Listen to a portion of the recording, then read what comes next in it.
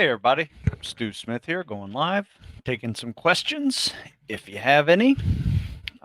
Before we go though, an interesting topic came up, and it typically happens when people are um, preparing for some spec ops program.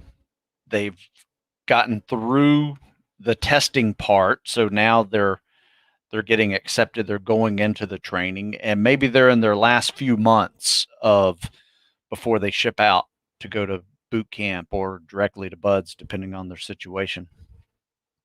Um, and they're just wondering if they've done enough. Have you done enough to prepare?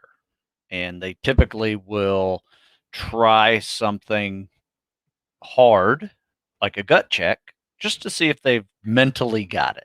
And I get that. I think I've probably done a few of those pre-buds as well as several after buds too. But where people go wrong is they um, unfortunately um, hurt themselves when they do it.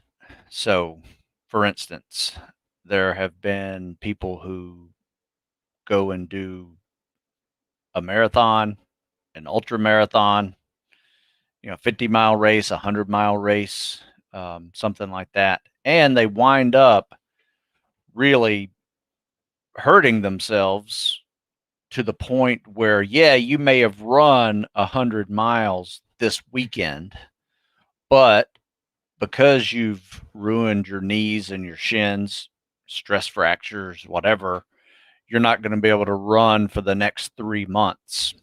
So at that point, you've gone past the line of mental toughness into the stupid side, because there is a fine line between mental toughness and stupid. And if you hurt yourself to where, one, you can't run for 3 months, that's stupid. If you hurt yourself to a point of where you actually lose your opportunity to go to this selection that you've been trying for all your life, that's stupid. Seen people do it. I've seen people do things like that where they had to get surgery on their hips, had stress fractures where they lost their slot. Luckily, they were still in the pipeline and were able to go 4 months later, but it just throws their timeline off for no reason, right? What I like to do is, yeah, you ran 100 miles this weekend, but I'm going to run 100 miles in a month for the next 3 months. And so I get 300 miles of running in the same amount of time you did 100. So you can look at it that way too, and which one's better for you. So anyway, I've had a few issues with people over the years when that happened. So I'm warning people not to do things like that, whether that be Ironman triathlons where you're riding a bike on the side of the road for long periods of time. You're going to get hit by a car, right? I mean, just be safe. I mean, do it on a stationary bike if you have to. But there are just some things like 3 or 4 months out you don't want to do because you're going to hurt yourself. I've seen guys in martial arts, like to do MMA, and guy broke his hand, dislocated his elbow, broke his ankle, doing like an ankle lock, and boom, they're done or delayed. I would say it's about a 50-50 chance.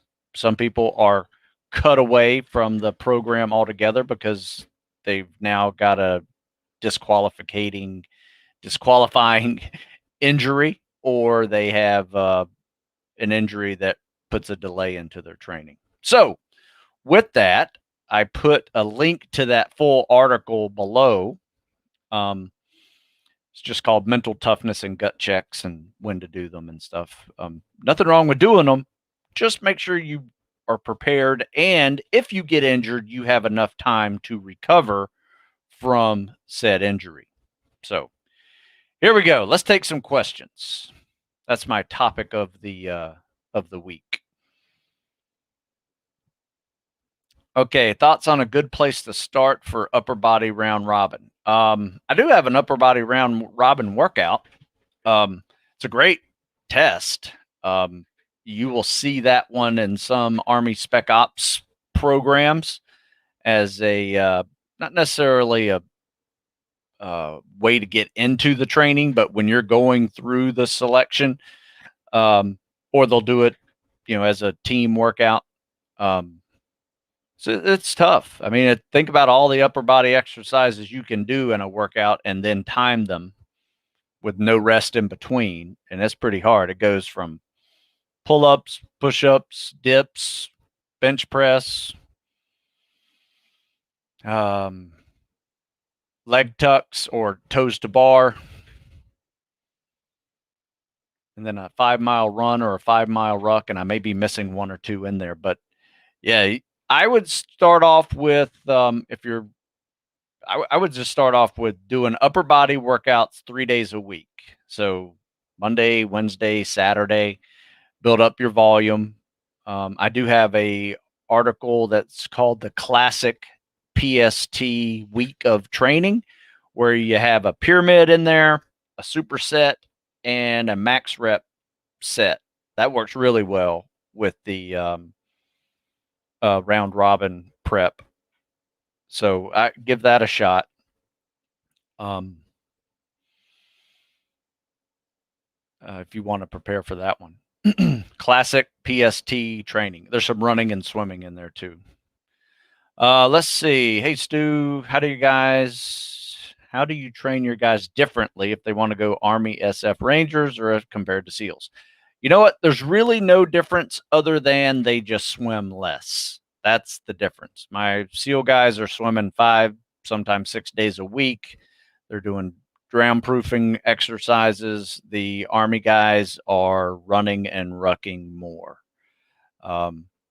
They all lift in the winter cycles. They all PT in the spring and summer cycles, but they just swim less. So it's pretty basic there. I will have them lifting more too, just to get them prepared for the load bearing activities. So even in the summer, when we're doing a lot of high rep calisthenics and cardio running, on their leg days, we'll add in some deadlifts and squats, and some rucking when the SEAL guys are doing swimming with fins. So there are some rucks for the SEAL guys as well, just not as many. Let's see. Is it better to run 30 minutes 6 days a week or 60 minutes 6 days a week?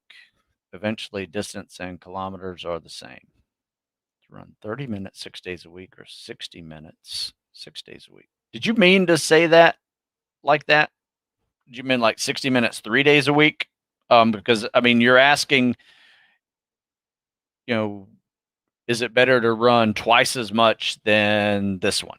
Um, I think both of those require some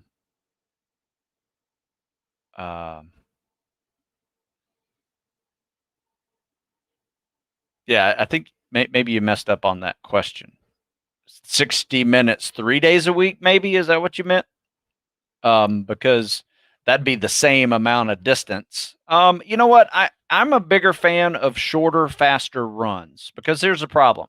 Yeah, I can go run for 60 minutes, but my pace is going to be a little slower than it would be if I was running 30 minutes. And in these type of training programs that I'm helping people for, getting good at running, 8-minute miles is really not needed. You need to get good at running 6-minute miles and 7-minute miles at the slowest for your time. Now, if you can run 60 minutes at a 7-minute mile pace, great. That's awesome. Because if you can run at 6-minute pace, that's incredible. That you probably don't even need to really worry about running that much if you can already do that. But I would say I would run 30 minutes 6 days a week versus 60 minutes 3 days a week. I'm assuming that's what you meant. Member of public safety dive team. Nice. Not able to usual swim training because all the pools are shut down. Yeah, that sucks. Any tips to replace swimming? Thanks a lot. You know what? Whenever we lost our pool here in Maryland, we lost it from March, this time last year until August.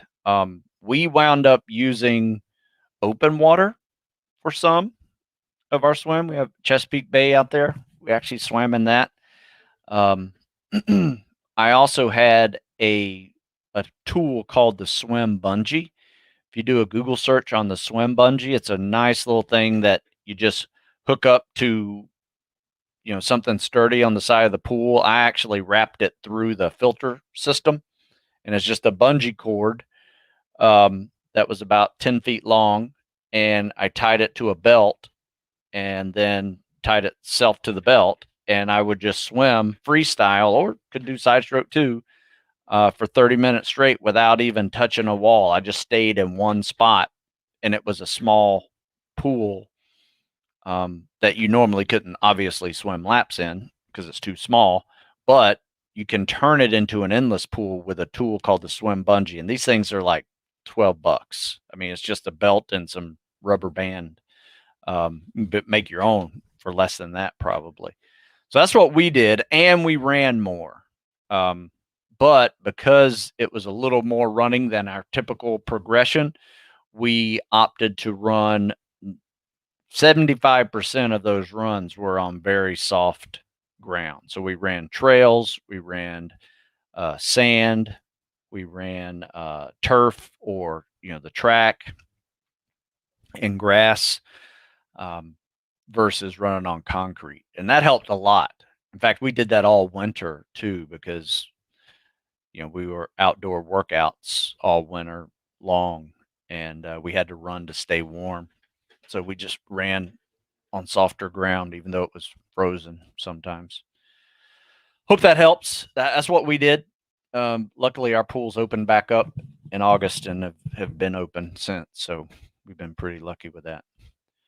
Let's see. Endurance athlete and decent swimmer, but need to put on some weight. Been lifting for a few months. Would you recommend pushing the lifting session into the springtime? Sure. Yeah, I would definitely, if you're still trying to gain weight, maybe pull back a little bit on your cardio or eat more. You can do one or the other. At the end of the day, if you have more calories at the end of the day, you will gain weight. So one, you have to eat more. If you're doing cardio, you have to eat even more. And yeah, you should put on some weight at 145 for sure. But yeah, there's nothing wrong with lifting a little more into the spring. We usually do. In fact, I tend to make the springtime, like right now. We just finished this, our last week of our winter lift cycle, and then we're going to transition into more calisthenics. But during that transition, we're looking at a good 4 to 6 weeks where we kind of do what I call the 50-50 rule, where about half of our workouts are calisthenic based and the other half are weight training. So for instance, next week we'll probably do something like a pyramid workout where we'll go up the pyramid 1 to 10 with pull-ups, push-ups, sit-ups, dips, up to 10 with that. And then we'll come down with the weighted versions of that. So we'll do weighted pull-ups or pull-downs. We'll do bench press. We'll do weighted dips, some other form of ab exercise if you want. You can probably hanging knee ups or something like that.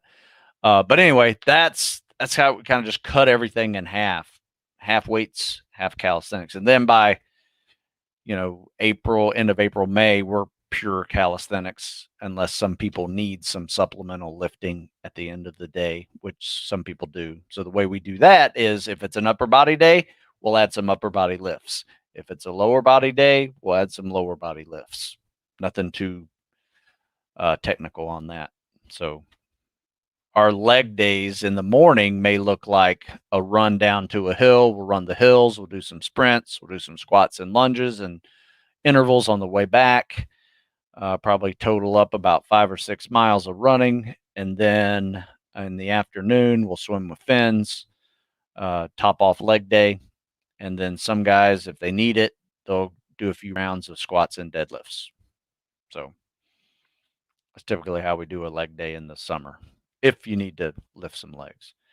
How would you approach fat loss before training? Say with 10 pounds left to go on in my case, in terms of nutrition, caloric needs. One, see if you can increase your caloric intake. I'm sorry, decrease your caloric intake, increase your caloric burn. So that means work out a little harder, add some more cardio, add some more weights and calisthenics, just add more time to your training, see what that does. And you may not even need to reduce your calories that much, but you don't want to overeat either. I would personally write down everything that I am eating and drinking and snacking on. Anything that goes in my mouth gets written down in a notebook. So I do this with, just typical, notebook like this. Just write it all down. Every meal, every snack, every time you walk in the kitchen, if you grab an M&M from the jar, you write it down. That way, at the end of the week, you can start to see where the leaks are in your diet. Because a lot of people think they may be eating 1,700 calories, but when they actually write it down and do the math, they're down up to like 2,200 calories. So you got to keep track.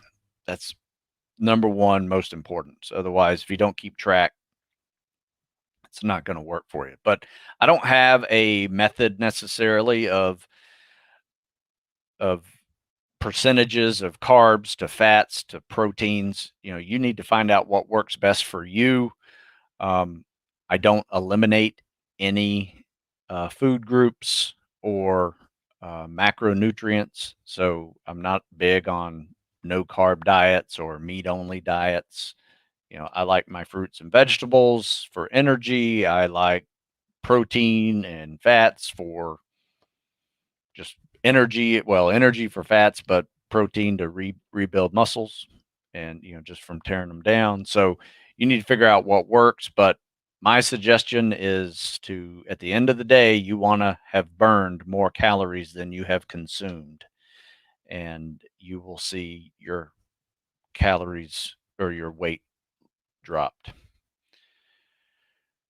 When in doubt, add some more non-impact cardio. If running hurts because you're 10 pounds heavier than you need to be, add some more biking or elliptical or swimming.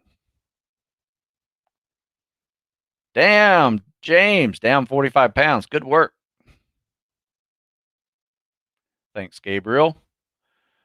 Hey, Stu, having a tough time learning the egg beater for water treading. Any tips? Yes. In fact, I will put a little video link in the description. But I've written some articles on treading water with some embedded videos in there. And so what I would suggest is you're on YouTube now. So stay on YouTube and go search egg beater for beginners. Because basically all you need to really do right now is practice the breaststroke.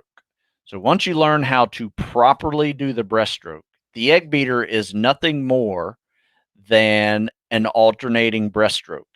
And where people screw up egg beater is they think the name egg beater means you kick like this, like an egg beater. I guess it chops up egg. I don't know what the hell an egg beater does. But anyway, it doesn't spin like this. You actually spin like this. It just alternates. So it's almost like riding a bicycle, but you want to push down with the inside part of your foot and shin going down so you go up. You don't want to spin back and forth like this. You want to push down so you go up. That's where a lot of people screw up. So you got to push down with that foot and inside of your leg, almost like you're kicking a soccer ball to the bottom of the pool. Okay. That should work for you if you envision that. Then the other final tip is keep a big chest of air in your lungs. Like fill your chest as much as you can with air, and not necessarily hold it for a long time till you're turning blue or anything, but just keep air in your lungs the whole time. And you'll see that you'll be exhaling a little bit, exhale real fast. And you won't have to kick as hard when you got a full chest of air going for you. You'll be a little more buoyant. So try those two things. Now, obviously, you don't want to be holding your breath for 10 or 15 seconds each time you do that. It's usually like 5 seconds with a big exhale, big inhale. And you'll find you don't have to kick as hard when you have that big chest of air. So hope that helps. But yeah, I do have an article. In fact, I will give you the name for it right now.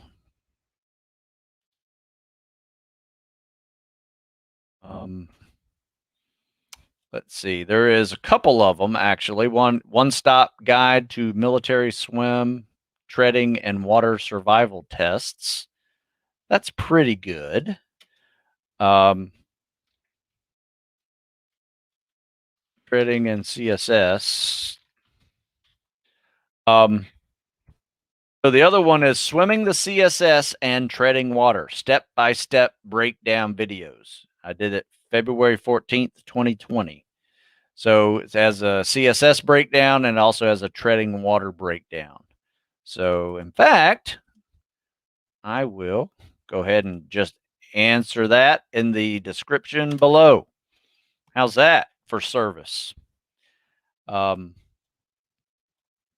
just check. I just posted a comment in there that has that link in there. So let's see where we were.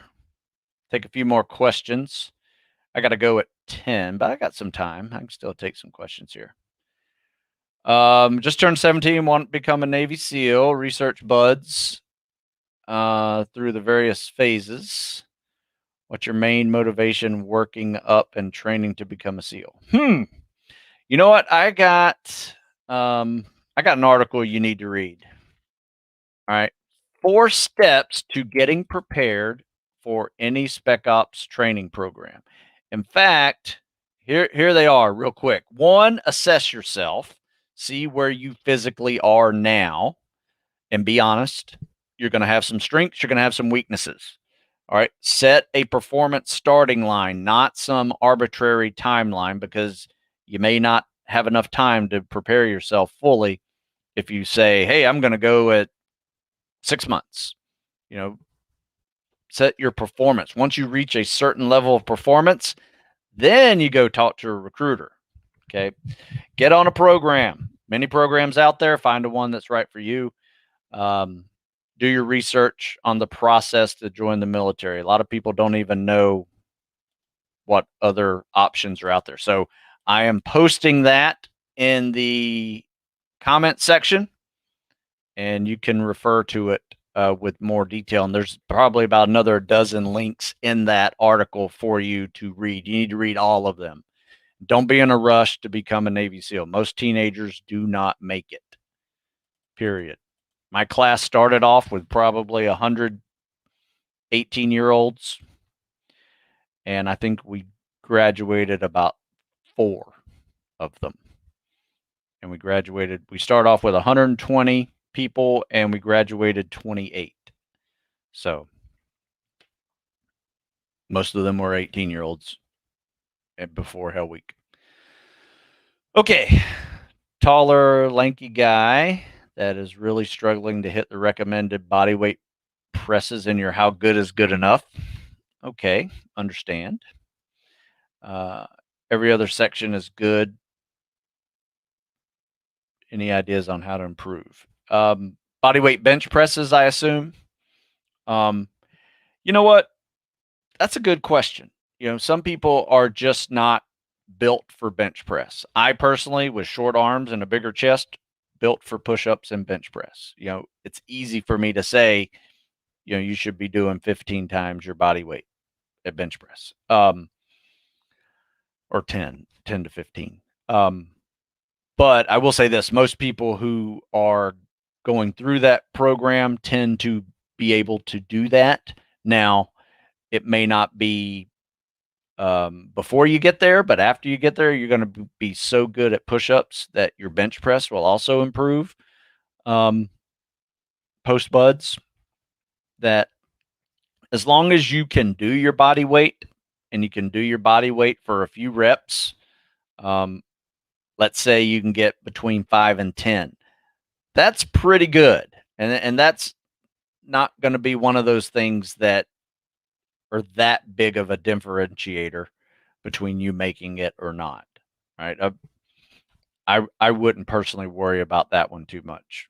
Push-ups or bench press. Yeah, you're going to do a lot of them, but it's not typically something that gets you kicked out. Running and swimming, obstacle courses, um, and then the individual or not the durability events of rucking, log PT, boats on your heads, and just Hell Week in general.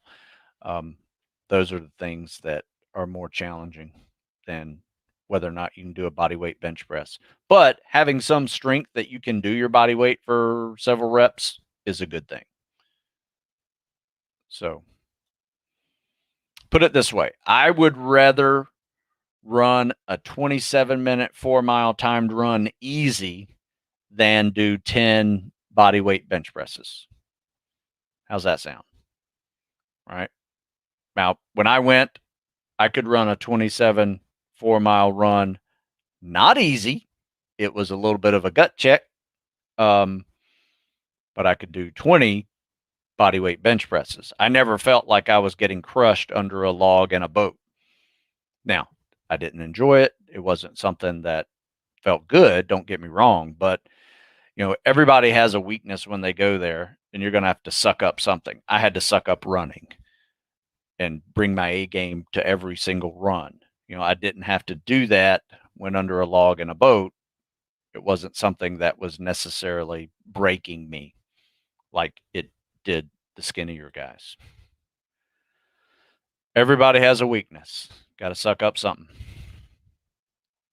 How often would you incorporate burpees into your training? I have a sick love for them and would like to do them more often. We've done them a lot, and we typically do them as a warm up. There is a workout we like to do that we kind of call it like obstacle course simulation, where we do a pull up on an outdoor pull up bar, run about 30 yards, and do one burpee. And then we run back, do 2 pull-ups, 2 burpees, 3 pull-ups, 3 burpees. And then after 5, after we've kind of warmed up, because the burpees it's a good warm-up. I mean, especially if you're just getting started, that 1, 2, 3, 4, 5. After that, you're ready to roll. But here's the deal. You want to keep going up. And, after 5, you have to start changing how you travel back and forth. So now you travel with a bear crawl, a fireman carry, walking lunge. I mean, I've seen guys. Yeah, I just tell people get creative. You just can't repeat the same method over and over again. So you have to at least have 4 or 5 different travel methods. We were doing fireman carries. Some guys would do cartwheels, duck walks, lunges. And then some guys got real creative and they were doing like dynamic stretches. That's easy, just do some leg kicks and some karaoke's or something. I didn't give them a rule, say it had to be hard. But here's the cool part about it. Just keep going up. You don't come back down at 10 unless you fail at 10, then come back down. But just keep going up. See if you can get to 15. Then see if you can get to 20. All right. If you can go 1 to 20, that's 210 pull-ups and burpees in a workout with a lot of crazy traveling in between. If you really want to push yourself, make it a 50-yard or 100-yard travel. Takes a little longer, but that's a good one. Yeah, we've incorporated burpees. We do it on upper body days because it's kind of a chest exercise more than anything else. Kind of stretches everything else. But it could also be a full body exercise too. I could see, adding it to a day when you do everything, kind of like a Murph type workout. But yeah, we typically use them for warm ups. Now I will say this: we did have a lesson learned on them. You don't want to do them barefoot, right? We were doing them on a pool deck, and it wasn't a hard pool deck, and it was kind of slippery, so it actually worked real well. Wasn't like grinding us or anything, but I'd say about 5 of us got turf toe that summer. And we were doing like 3-minute sets of burpees while the other group swam for 3 minutes, and we trade off back and forth. And sure enough, we were all getting turf toe that summer. So I learned no barefoot burpees because it can mess you up. So I see a lot of guys do that might be doing MMA type workouts, and they're doing barefoot burpees. And I always say, watch out, don't do too many of those, because you will get some turf toe. So, okay, good morning, Stu. I'm working to cut 1.5 miles down to 8:30. That's a good time, but also getting my shoulders stronger. Should I focus on one or should I focus on both? No, that's fine. You can do that. Where people go wrong on getting their timed runs down is you can still lift.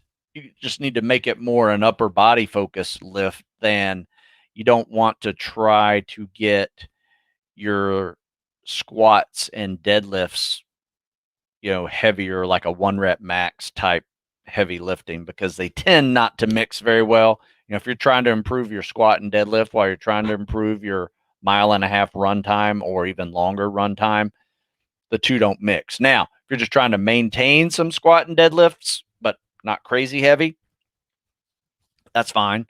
But I would just stay away from the heavy lifts. That's why we break those up into a different cycle. Like our fall and winter cycle, we're not really worried about 1.5 mile run times, though we still run. It's just not our main focus. We're focusing on getting our legs stronger, getting bigger, gaining some weight if needed, with squats and deadlifts and moves like that.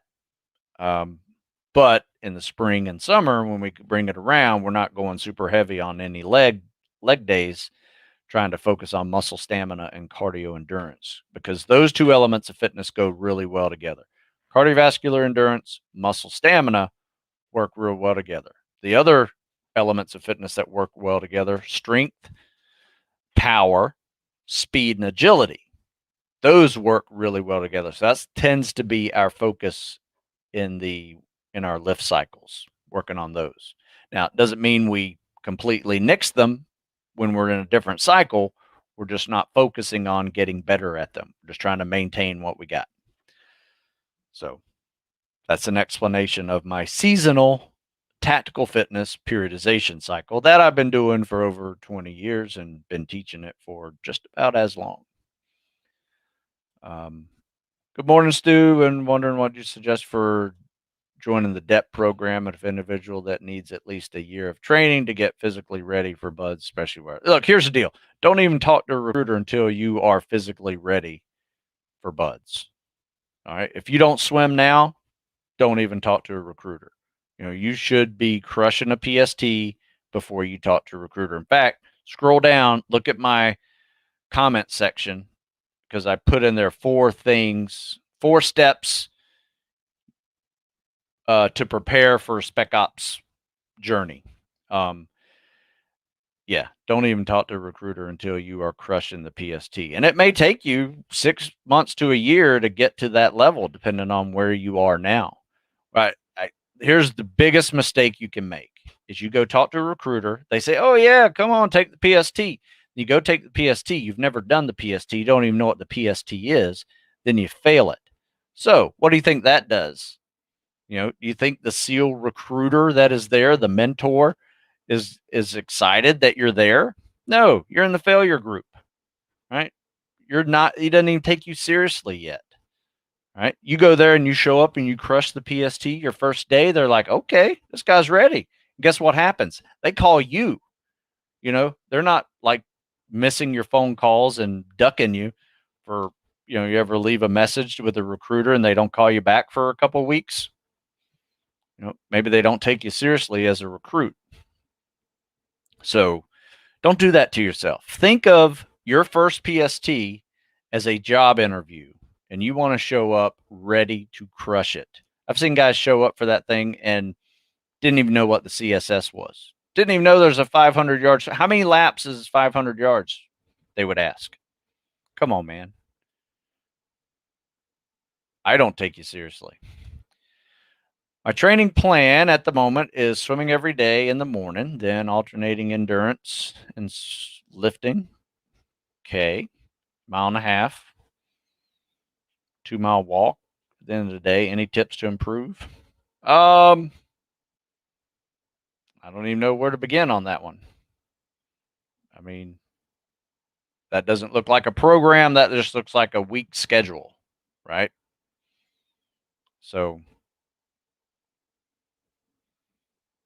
it's hard to get good at everything in the same cycle. You can maintain everything in the same cycle once you're there, but it's hard to get good at swimming and running and other endurance exercises and your strength at the same time. Now, calisthenics, different story. Muscle stamina and cardio endurance go well together. Remember that.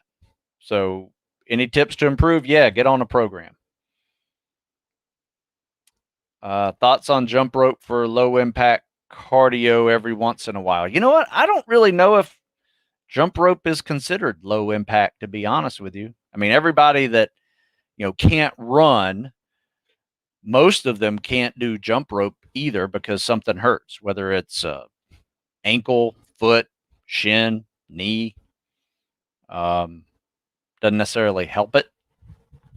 I don't know. That's a good question. It depends. Next time I have somebody who is injured and can't run, I'm going to say, try this jump rope. Tell me how it feels. And if they tell me, yeah, it still hurts, I would consider it impact activity. So now, if you're just trying to reduce your mileage so you don't overdo it, sure. It's a great way to reduce your mileage. But it's a good question. Not really sure on that one. I personally would consider it impact cardio because you're jumping, but that's just my opinion. Okay, will you have any SWIC guys on your channel to share their experiences? That's a good question. I got a couple of SWIC guys I know that we could get on there. Handling shin splints. Yeah, if you take a look in the description, I have an article in there on helping recurring shin splints. In fact, you know what I'm going to do? I'm going to go to the Google machine and type in recurring shin splints and healing tips, because that's the name of my article. Not that I expect you to know that, but it's amazing if you type in shin splints and Stu Smith, what you'll find. Check out the comment section. I just put it in there. Let's see. PST at 1300 a day. Yeah. Hey, man, go get it. Good luck. Hey, Stu, been doing your weight training cardio workouts. I'm only a month in, but I've gotten the CSS down to, oh, good. 10:30 down to 9:30. That's good. Do you have any stretches for your shoulders? Yeah, you know what I would do? Go to Google, type in shoulder stretches. You'll see a bunch of them. But yeah, in some of these books, got a ton of shoulder stretches in there.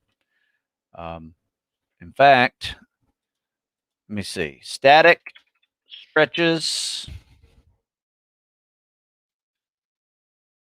Stu Smith. In fact, they even have a free PDF file that you can go in, and let's see if there's shoulder stretches in here. Oh, yes, there are. Ton of shoulder stretches. So type in static stretches.pdf Stu Smith, and you'll see them. So let me see if I might even be able to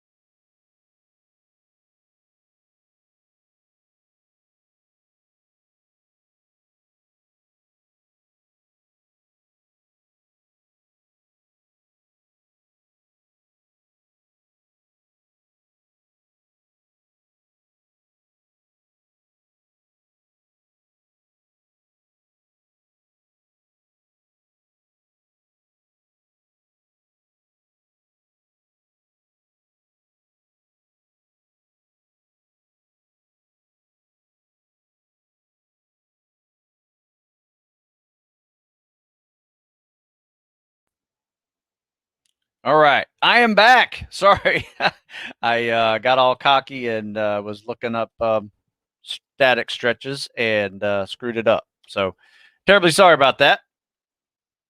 I'll take a few more questions, but I did put a static stretch thing in there for you. Where would I go to find your programs to improve PST scores, and which ones would you recommend? It depends. If you go to stewsmithfitness.com, you will see what you need. There's a phase one if you're kind of a beginner. In fact, there's another article called which book is right for me.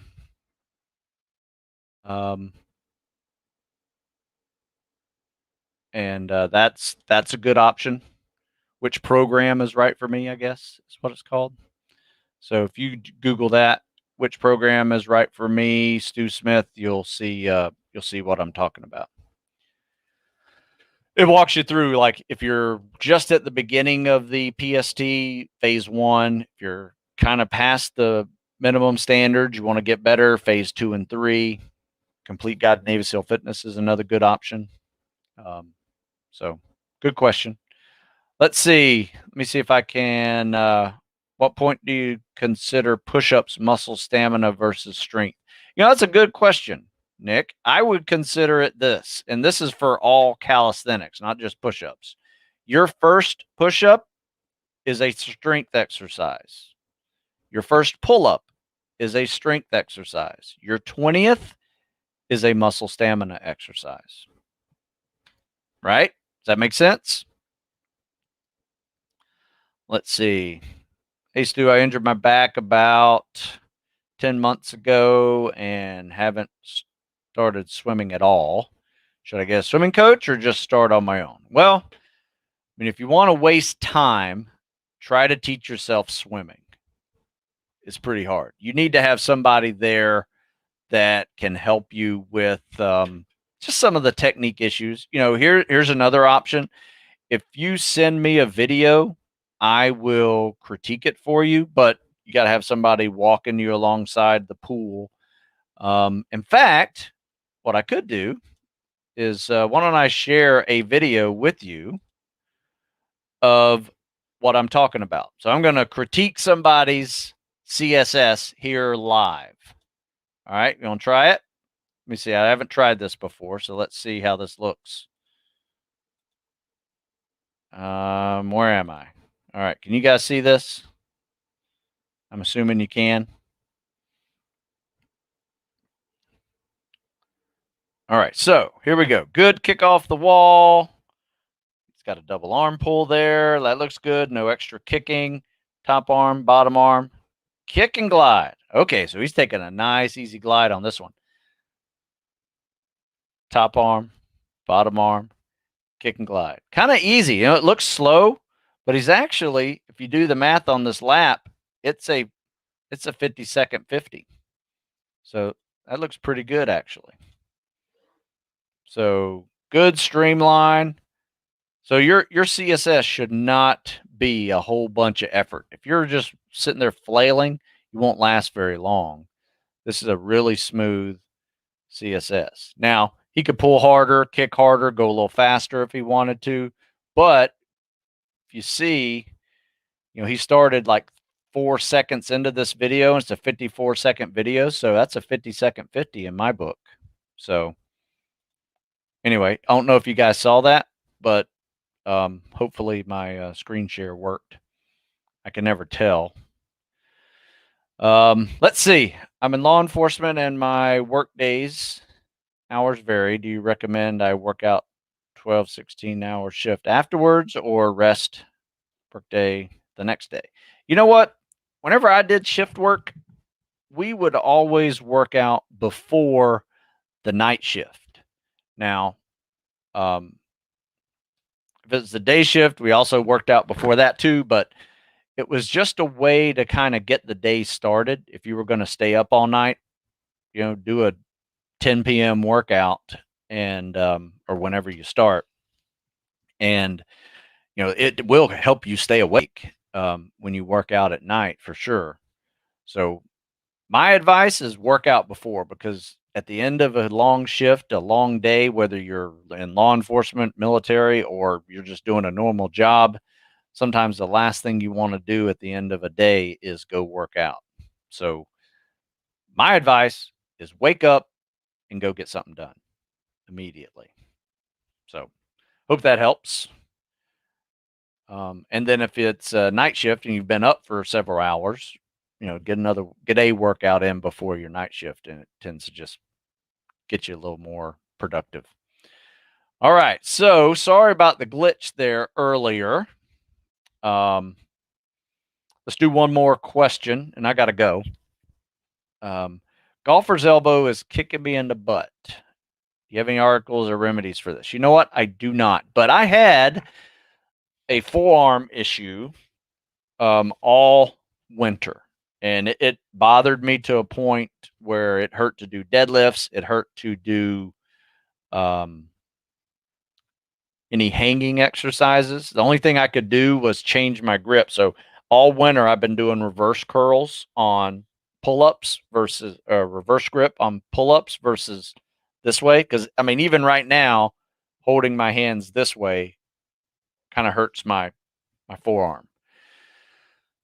So I would do a lot of massaging. I would do some ice. I'd do some heat. Take some anti-inflammatory medication, because what's going on in there is you probably have some tendons that are just inflamed from whatever, maybe some gripping activities that you've been doing.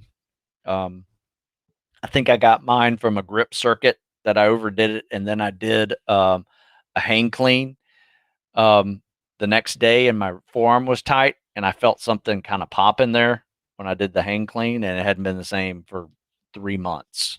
But it hasn't really stopped me from doing 90% of my workouts. I just had to change it from, I just laid off some grip stuff. Still able to do some deadlifts on a trap bar, but I can't do like alternating grip like this. Like this hurts to do it this way or this way. So I just do the trap bar deadlift. So you can play around with it and see what doesn't hurt you. I would do that. But another thing too has been a compression sleeve. You can go to any drugstore, Walgreens. I bought mine, and it's just a little, almost like a little belt you put around your forearm, and that has helped a lot. So give that a shot. See if that works for you, and just massage that thing all day long. You'll find a knot in there. You just need to rub it out. I'm telling you, it. I got a knot right now on mine. I'm pushing hard. So you just got to remember to do that. All right. So I hope that helped. If you guys have any more questions, just you can ping me, email me, you can DM me, Instagram, in the comment section on YouTube or Facebook. Let me know if you got any more questions. Happy to answer them. Also, if you got videos you want to watch you swim and critique it, I will do that as well. All right, guys. You got any other questions about programming? Check out stewsmithfitness.com. You'll be able to see a whole bunch of options there. Also, coupon code military15 will save you 15% if you're interested on any products or services on that program. So with that, I got to go. It's been 50 minutes. Have a good rest of the week. And until next time, we'll see you.